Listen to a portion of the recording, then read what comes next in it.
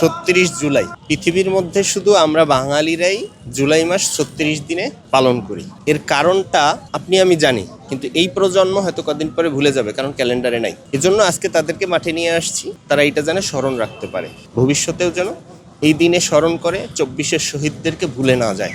এজন্য মেয়ে সহ আজকে রাস্তায় এসেছি গত বছরের এই দিনটাকে স্মরণের জন্য, গত জুলাইয়ের শহীদদেরকে স্মরণ করার জন্য। ক্যালেন্ডারে 36 জুলাই এগুলো থাকবে না, আমরা এগুলো দেখতে পাবো না ক্যালেন্ডারে, কিন্তু এগুলা গুনতে হবে। আবু সাইদ, মুগ্ধ, খুব ভালো লাগছে আমার।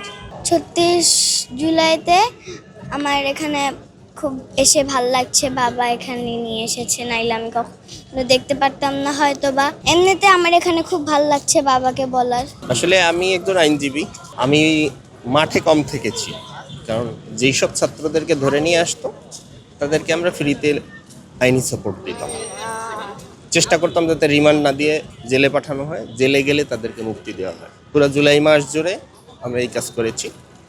আগস্টে এসে আমরা আর আদালতে যাইনি, আমরা আদালত বর্জন করেছি। 4 আগস্ট মানে 35 জুলাই আমরা সকালেই প্রেস ক্লাবের সামনে সমাবেশে ছিলাম। সমাবেশ শেষ হওয়ার আগেই আমাদের উপরে tear shell, rubber bullet, sound grenade মেরে আমাদের সমাবেশ বন্ধ করে দিয়েছে। আমরা আর কোর্টে যাইনি, সেদিন মাঠেই ছিলাম। 35 জুলাই যাই হোক বাসা থেকে বের হয়েছিলাম গণভবনের দিকে। কালার এক্সপার্ট, জর্জ স্যাপ এবং মাইল্ড অন হ্যান্ডস টেকনোলজি সমৃদ্ধ অরিক্স ক্রিস্টাল ওয়াশ আপনার লন্ড্রি এক্সপার্ট।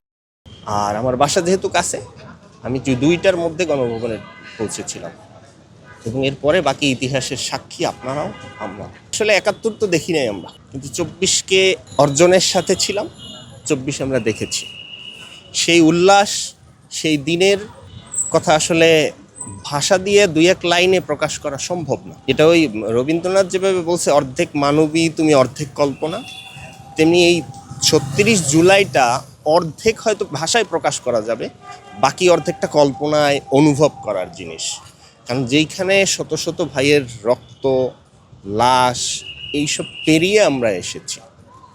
গণভবনের প্রতিটা পথ, প্রতিটা স্টেপ ছিল রক্তে রঞ্জিত, রক্ত পেরিয়েই আমরা ওখানে পৌঁছাতে পেরেছি। সো যখন ওই কাঁটাতারের বেড়া টপকায়ে ভিতরে পড়তেছিলাম 8-10 ফুট উপর থেকে, তখনও পা কী হবে সেটা ভাবতেছিলাম না, কারণ আমাদেরকে পৌঁছতে হবে। এক্ষেত্রে আল্লাহর সাহায্য আছে, কারণ জুলুমের মাত্রা যখন চরম হয় তখনই আল্লাহর সাহায্যটা আসে। ওই দিন ছাত্র জনতার আন্দোলনের ইয়েতে পালাতে বাধ্য হয়েছে, এবং এখন আমাদের উচিত এইটা উদযাপন মানে এই গান বাজনা দিয়ে উদযাপন না, এটাকে ধারণ করতে হবে। যে জন্য আবু সাইদ, মুগ্ধ, শান্তরা জীবন দিয়েছে, সেই দায়িত্বটা এখন আমাদের কাঁধে।